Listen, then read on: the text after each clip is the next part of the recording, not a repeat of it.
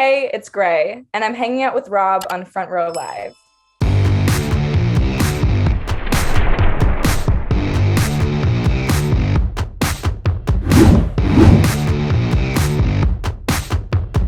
Gray, how are you? And I'm so excited to be talking to you. As I mentioned earlier, I recently caught wind of you and your music, and I'm so bummed that I missed the LA show. But I'm super excited that there's an album out, Whiplash, and it's incredible. I want to dive in and talk about the creative process of this album, and for you personally, like what kickstarted the idea of this record. Well, thank you so much for having me. I'm really excited to dive into this interview, and hopefully, I'm in LA soon so we can meet. But yeah, absolutely. I think with Whiplash, it actually was never intended to be an album, which is funny. I think we were thinking of doing like two EPs because, in this day and age in the market, it's like singles, singles, singles. And it kind of just naturally evolved into an album when all the songs kind of like sonically started fitting. There was like more of a storyline going, and we were like, let's just make it an album. And then the title came along much later into the process. It was based off of just how the album was like, I love you, I hate you, I miss you, I want to forget you. It's like, whoa, like it's like whiplash. And I remember my manager texting me being like, I'm getting like whiplash from listening to your album. And we were like, that's such a great album name. And that's kind of how that came to be. So yeah, it was a really fun creative process and it taught me a lot. The name is perfect. It's like this roller coaster ride that you take us into, like relationship wise or experiences. So I really enjoyed that while listening to the album. Now I do have to say, like for me, the two songs that stick out the most to me are Boxes and Spinning, and I Oh, feel like those are the ones that I find myself putting on repeat. yeah. And interestingly enough, those are like the opener tracks for this album. Yeah. So can you talk to me about these songs in particular and like why you decided they would be the perfect fit to be number one and number two on this record? I think Boxes was just a really great opener because it kind of differentiates itself, sorry, from the rest of the tracks on the album. So it doesn't sound like the rest of the album. So we kind of just wanted to start it off with a random bang and it was personally at the time of like creating the list of the album order, it was my favorite track at the time. And I was like, I think that this is a really strong opener. And our live shows and stuff, we open with Boxes as well, like just because it's just such a strong uh like opener of a track. And the thing is, like with the album of the order, it wasn't, or oh my god, am I okay with the album order? I'm like dyslexic today or something, I swear to god, I'm like saying my words backwards. With the album order, it wasn't really like in particular, it was more just like we saw like the songs and we were like, okay, well, any order we put them in, it's gonna be like back and forth, back and forth, back and forth. And once again, that's how the title like Whiplash came to be. So we kind of just did it from, what we thought would be like the best. It wasn't like the most thought out process, to be honest, but Spinning is also one of my favorite songs, and I think I just like put my favorite songs at the top, to be honest, and then Boxes, and then when Spinning comes in, that kind of sets the mood for the album. So because a lot of the album sounds like that type of vibe, right? So yeah. Your voice is just incredible. It's very different from what we hear on music today. You have this. I don't even know how to like explain your voice, but like for you as an artist and going through that artist development process and kind of trying to figure out who you are, what your voice is all about, what kind of vocal ranges you have, like particularly for this album, like what was that process like for you?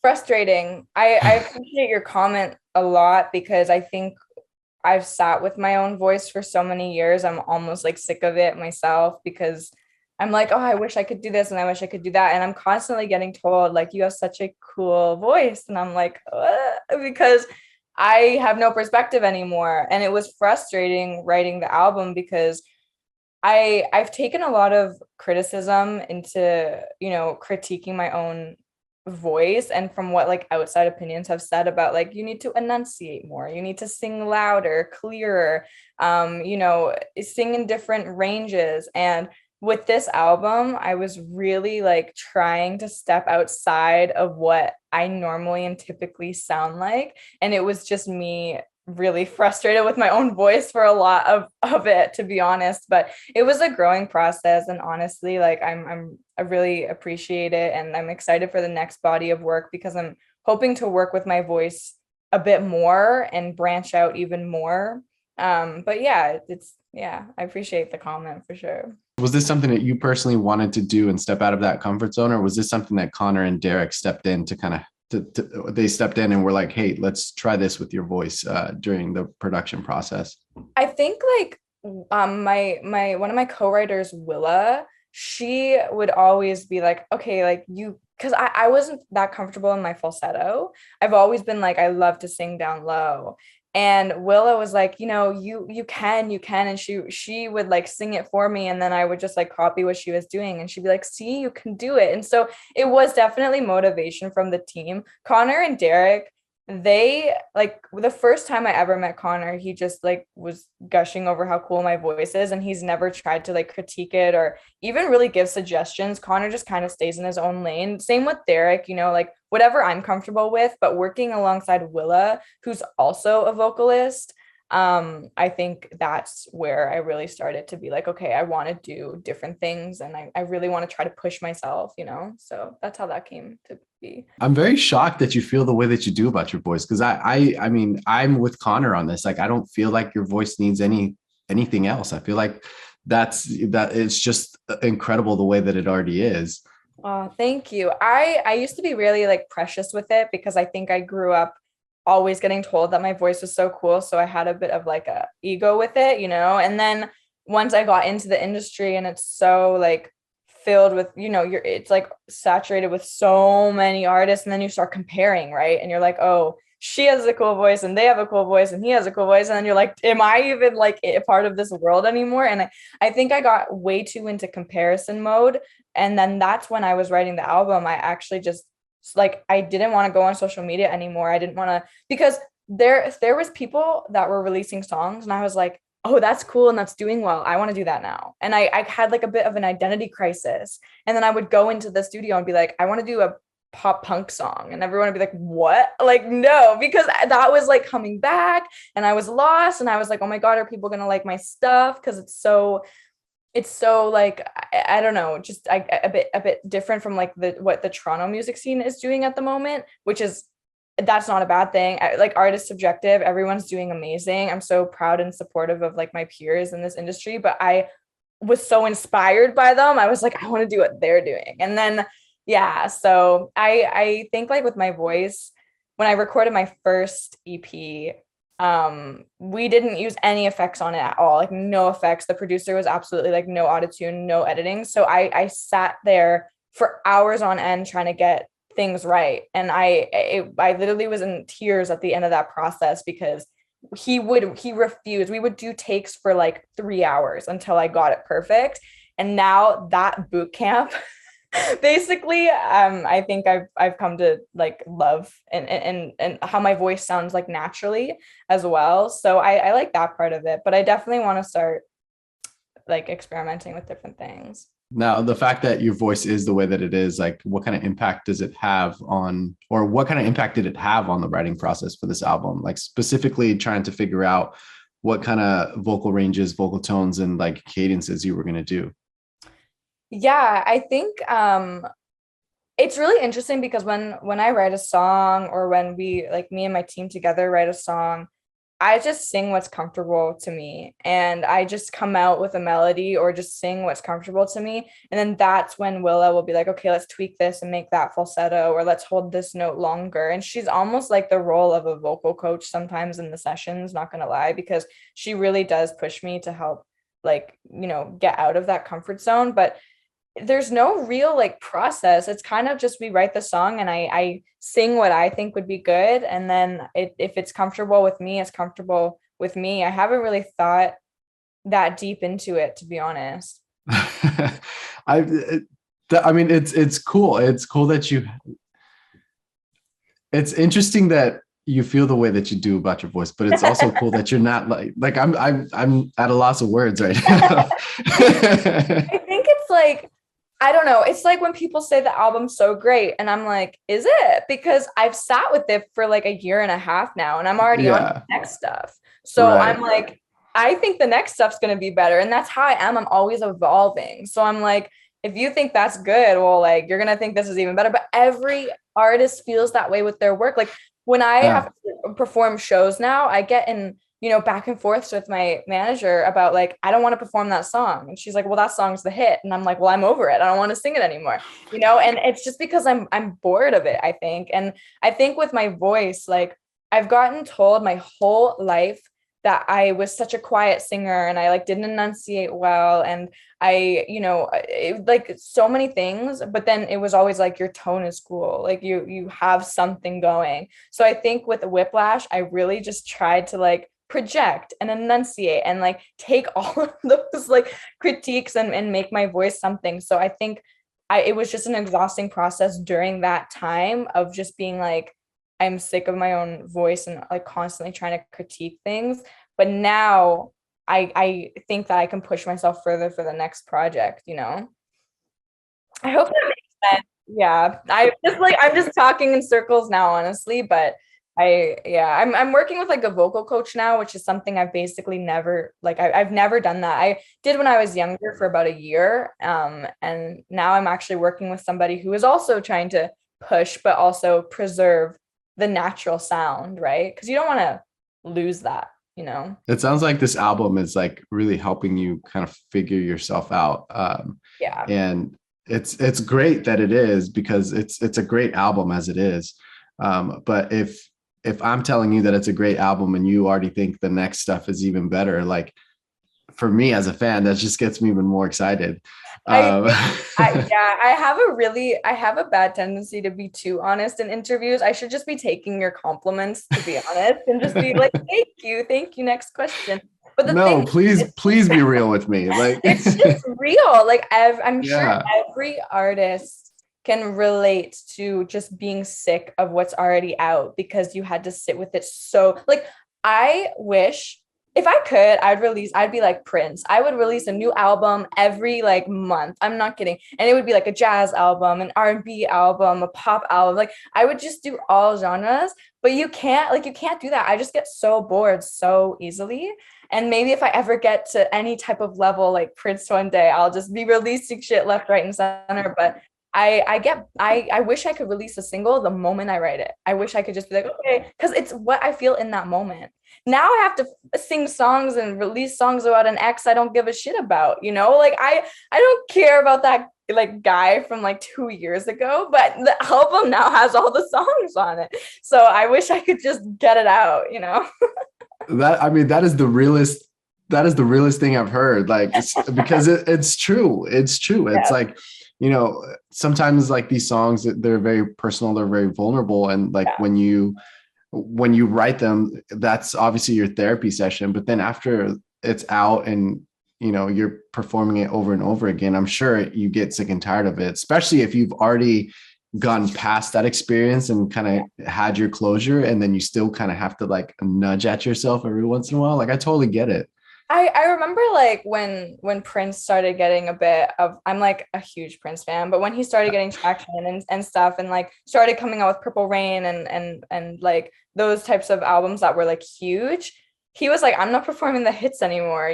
Like he was like, I don't want to do it because he was like sick of it.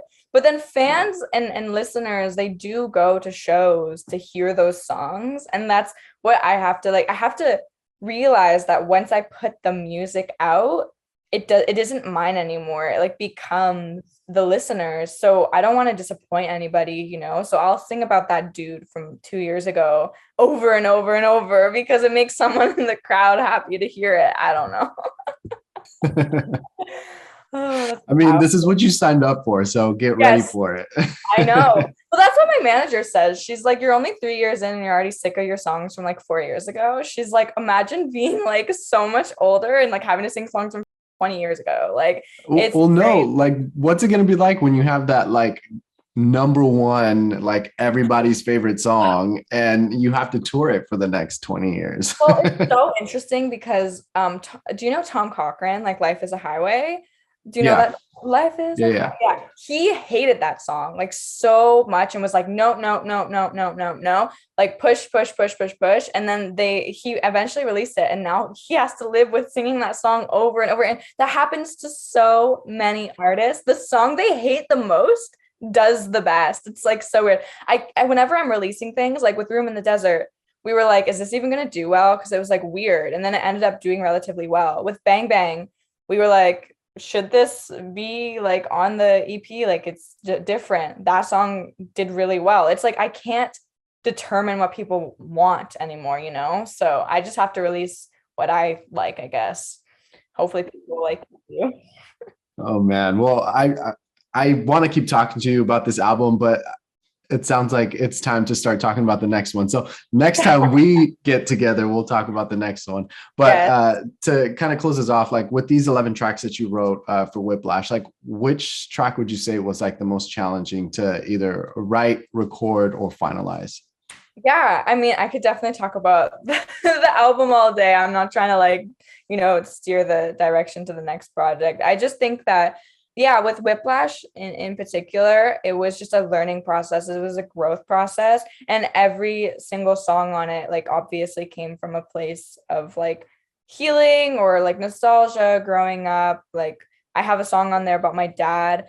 I think the most difficult track to that I wrote on the album was definitely Room in the Desert, just because I went in on a day I had no inspiration at all and I didn't know what I wanted to write about. I think I like ended up crying after that session and I was like, what, why am I even doing music? Because as an artist, if you don't feel like if you feel as if you don't have lyrics and music flowing out of you at all times, you kind of feel like a failure. And I was going into these sessions with such intense writer's block that I felt like, how can I consider myself an artist or a writer if I can't even be an artist or write? It was a really frustrating time.